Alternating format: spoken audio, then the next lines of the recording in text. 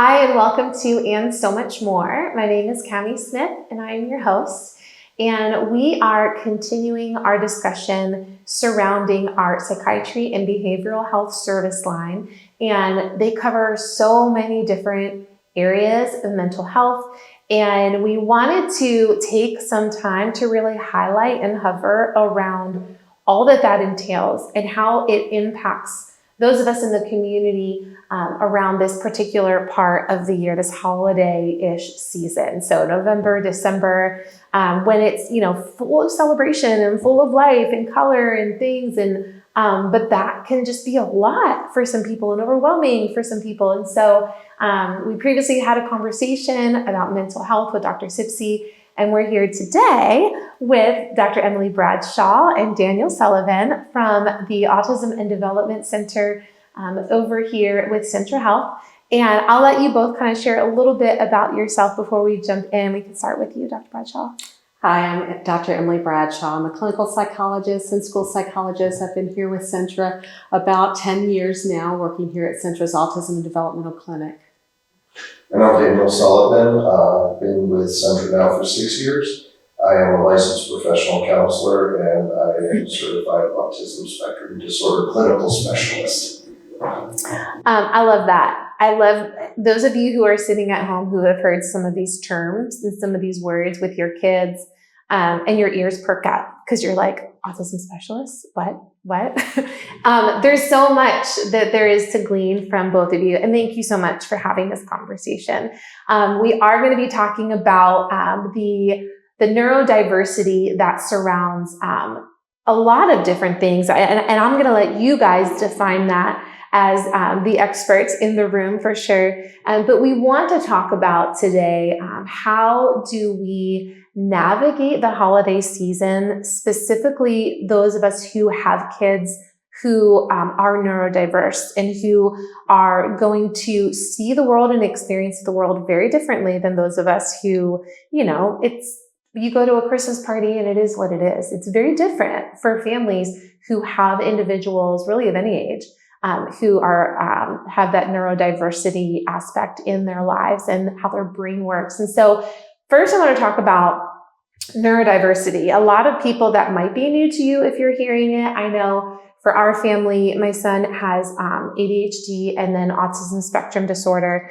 At the time, I think it was Asperger's, and so it could be called something else now. I'm not sure. But when I first heard the term neurodiversity, I had to do some Googling. So how would you define, we can start with you, Dr. Bradshaw. How would you define neurodiversity? I think neurodiversity, and it's a relatively recent movement, and it's really driven by the individuals who have diagnoses, saying, hey, this diagnosis doesn't mean that there's necessarily anything wrong with us. It means that our brain works differently than the majority of people. So it's a very inclusive model, culture of just seeing people as just having different areas of strengths and weaknesses. And it's very strengths-based focused rather than disability focused. Yeah, that's actually really cool if you think about it, that there's this ownership among those who are in this, do you call it a category? And they're kind of saying like, this is how we want to be referred to. Did you have anything to add? The spectrum. Yeah. Yeah, we view autism is viewed now as a spectrum. So there's, within that spectrum, there are many differences. When you've met one autistic person, you've met one autistic person. Absolutely. That doesn't speak to the entire diversity within the neurodivergent community. Yeah. And I think that speaking to, like you said, when you do speak with one person, it is quite mind-blowing to hear those who want to even talk about it. It can be so different between biological males, biological females, different age groups, different levels of the spectrum. And so you really can't pinpoint that with one title or one label. And so as we're heading into the holiday season and you all touch, when I think about how many families that you have influenced and that you all have touched, it's actually pretty amazing.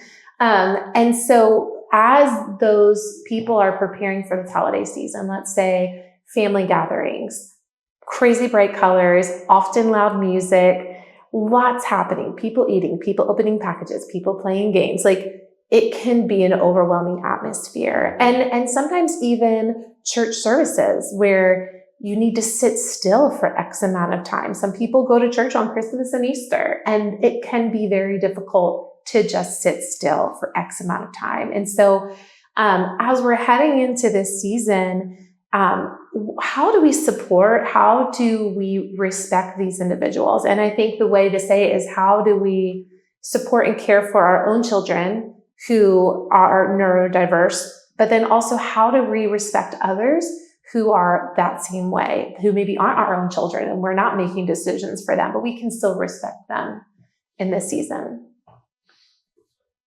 So I think the first thing is particularly know your child. Yeah. Right? Know where your child tends to struggle. In essence, go with where your child has struggles. Don't think you have to fight against everything. Like, oh, the church service or the family gathering is going to be 4 hours long, so we just have to gut it out, right? If your child can do an hour, great. If they can do 30 minutes, great. If it's too much, if it's too overwhelming, it's okay to make other arrangements. Mm-hmm. Yeah, just respecting what they can do. Yeah. I think as parents too, we go into the holidays with our own expectations of what we want to see happen, and we want to make everybody happy. And that's just not possible all the time. And recognizing what are your priorities the same as the child's priorities. It may be you want to go visiting, but is the child perfectly happy not visiting? Yeah. And recognizing that difference and prioritizing what's important for you as a family unit of what you decide to attend and what you decide that maybe you were going to go past and not do, because everybody is it is such an individual difference. So again, back to what Dan said, know your own child. Or your family member. I tend to think about ways to structure, help individuals with neurodiversity, and really they would help all of us, right? That includes thinking about schedules, thinking about sensory needs, which can include food, personal space, all of those things. And we can talk a little bit more about that. I mean, as far as scheduling, I really think it's important for your neurodiverse child or adult to understand kind of what's going to happen and how long things may be. Like, we're going to be at this family event for 4 hours, and this is what we can expect to have happen. Mm-hmm. And I think that structure and schedule, and with downtime in between.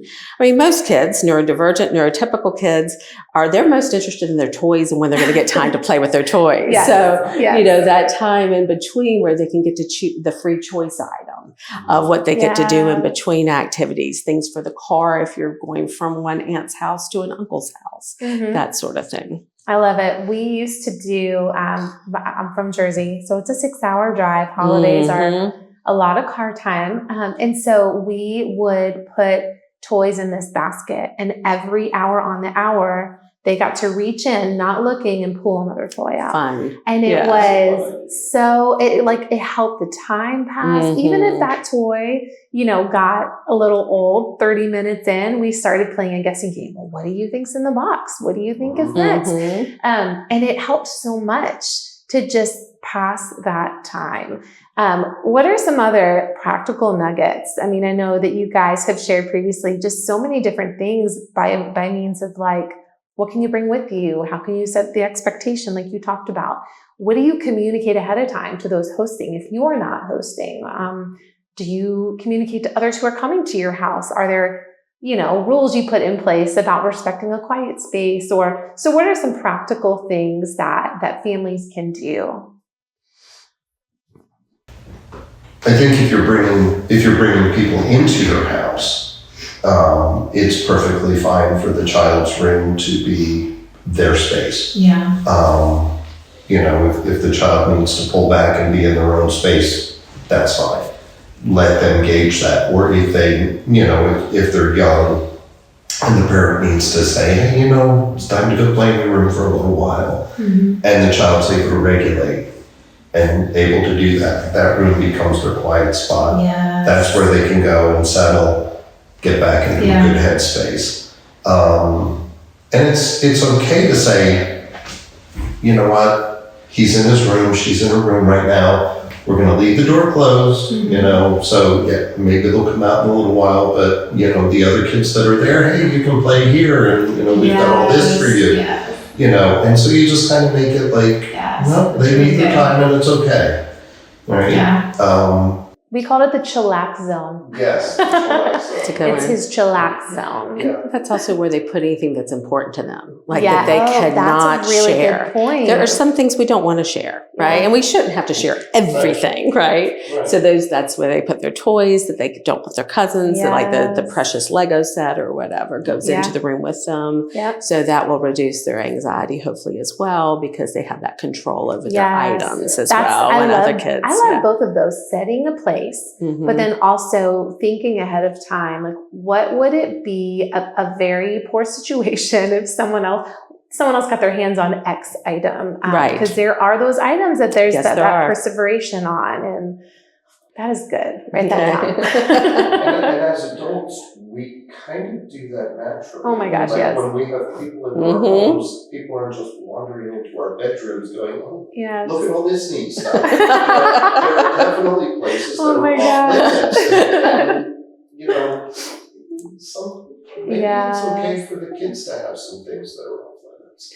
I think that also brings a good, when we take our child, our neurodiverse child into another setting, setting those rules for them. You know, this is the public area of the house. You aren't allowed to go to I actually had that happen one time. I had an individual come over and we couldn't find her. She was under my bed in my room. Oh my goodness. You know, so that rule, because just things them understanding. Exactly. You need to say at that time that happened, you know. Well, I mean, and you've had it where, you know, you're in your office, you're working with somebody, and then all of a sudden you have little hands and they're pulling open all your desk drawers and you're looking at them like, oh, look at this nice bag of cough drops, you know, and all this stuff. And it's just, and it's innocent. And yet it's still a teaching moment where you can say, okay, you know, these, you know, you gotta ask before you open the drawers, you gotta ask before you go into. Yeah, that's so true. And I think when you arrive at the host's house, you could say, what areas are we allowed to be in with the child, and maybe help them, you know, identify that when you get to define the space. We're staying in this room, and then here's the spot, your chillax zone at our house. Yeah, you can maybe hang out over here in this area, you know. That is since they won't have their bedroom to go to when they get overstimulated. That's a good idea. Yeah. So what about food? I know food is a big thing, a big texture food, not choosing certain foods, and it's not like just try it. Like there are some pretty hard lines in place. Absolutely. Food is challenging for our kids, often on the spectrum. And that is one thing you're never going to control of another person. So what we see is that sometimes the food rigidity gets more increased when people are stressed out. So, you know, I think the aunt that feels letting family know, hey, they will really only eat a few things. And so they don't take it personally if the child doesn't eat, or increase the child's stress of try this, you'll love it. Bringing their own food is often, you know, letting them pack their lunch if they're safe and comfortable foods. And just helping family understand that piece, because some folks become visibly nauseous from the smell of food, things like that. And that ability to kind of escape that area if it is something that's overwhelming, because food is a huge sensory as well as a control area. I know that's a big deal in our home. And I think that just thinking of it from a parent's perspective, sometimes you don't want to offend somebody by bringing your own food, but it's a fairly normal thing these days. There's so many allergies out there. And so bringing something that you know your child will eat, I think, do you let them know ahead of time? Like, and maybe we can kind of pivot here and talk about the preparing side on the parent. Cause I know we talked a little bit earlier about, how much do you put on yourself and all of the things that you're trying to make it easier for everyone else. And it's a lot on the parent side. And so how do we do that well? What is some advice we can give to our parents of our neurodiverse community? I think the big thing, well, there's a couple of things. Number one, a focus on the child, right? A focus on the child who's neurodiverse, helping them to navigate this difficulty going into this season. You know, there's all these times, all these events in which they can practice. Yeah. And yet, these are still kids, you know, and even teenagers, let's lump them in with the kid group. They're still learning, they're still growing as we all are. So number one, be mindful that this is a child. Be careful of the expectations you put on your 5-year-old, whether they're neurodiverse or not. Just, they're going to be 5, they're going to be 6, whatever. They're going to have moments. They're going to misstep. You know, they're not going to get everything right. But seek to make that as comfortable. Seek to make these events as comfortable as possible. Yeah. And secondly, with family, you know, it's like it's okay to be open and honest. And, you know, this is what we're dealing with. This is what we need to do. This is how we negotiate and manage these things. Yeah. And people may have questions. And people may disagree. And of course, they're free to disagree. You know, how they parent their children, that's their business. Mm-hmm. They may have opinions. We all have opinions. But as parents, you get to make the decision, and you know your children best. Yeah. So be okay with making decisions. Be okay with focusing on your child's comfort. Yeah. It's okay. Absolutely. And I think it's so important to note, there's no perfect family. I mean, if you think no one else could possibly understand what's happening, there are so many families who are walking through this, and there's resources available, and there's community that's available, and just like giving yourself the freedom to misstep, and like it's okay if you don't get it right the first time. It's okay if you find yourself at a family gathering and everyone's overwhelmed and you need to say, we're gonna go. Yes. Sometimes you have to learn that it's too much before you know that it's too much. Right. I think that's good. Just, you know, healthy expectations across the board. And I love what you said, like, let your 5-year-old be a 5-year-old, neurodiverse or not. It's, you know, whatever holiday it is you're celebrating, let it be that holiday and let that 5-year-old be the 5-year-old. Or in my case, the 13-year-old be the 13-year-old. and if the child at the end of the day, you know, they've been to, you know, 2 or 3 events in a day, we're all going to be exhausted at the end of that, you know, and think of how that affects a young child. Yeah. They're going to be dysregulated. They're going to be ready for their bed. They're going, you know. Yeah. So, yeah, and we all feel that at the end of the day. So, again, check your expectations. Yeah, I know we were recently, it's like birthday party season, it feels like. So that I think of when I think about gatherings and parties and holidays, a lot can fall in one day, like you're talking about. And sometimes sometimes you need to say no, you know, and weigh it out. And sometimes that no can save everybody. So what are some alternatives? You know, maybe you're invited and you go for 30 minutes and you let them know why you're going for 30 minutes. But it's important, like, hey, we love this. Thank you so much for inviting us. For our family, we probably can't come for very long, but we'll be there for as long as we can. That's a good idea. Yeah. So what are some other alternatives to things like, you know, the big tree lighting ceremonies, or, you know, I personally celebrate Christmas, so I'm not super familiar with celebrations that come with so many different holidays, but there are so many. And so what are some ways that maybe you can do these things at home? Or, you know, what are some things that you can build into it just to maybe approach it in a different way? One of the things, if you have a child that really struggles with going into large group environments, you know, the big ceremonies, the big services, whatever. I think that's just a particular area of struggle. And say they're a teenager and they're perfectly fine being home alone. It's okay to have that conversation with your child. Like, we want to go to this. Do you want to go? No. Okay. Are you okay being home alone? Absolutely. Yeah. And they have perspective. Have that conversation. Yes. You know, and Okay, set the clear boundaries, make sure everybody has the phone numbers they need. And, yeah. And I think it's, for those kids that can't stay home alone and the places that you really need to go. I think, again, the child understanding what's going to happen as much as possible, talking them through. That's huge. And then also identifying times where they can get out of the situation if they need to. During the greeting of church, you're able to get up and leave at that time if you need to. Yeah. I think also maybe giving them a job. Maybe their job is the photographer, that has always or helped. their job is to draw pictures of what they see, or to be the one to deliver the item to the, I think having a role can help as well. Yeah. And I always recommend that go bag with the sensory items, with the headphones, with the, sunglasses that they needed, with the, if individuals need weighted blanket, whatever they might need, and having the child take part in picking the items in their go bag for if they need a sensory break. That is a very good idea. I mean, that might just be a good idea all year long. Let's be real. I think so. Yes. That's really smart.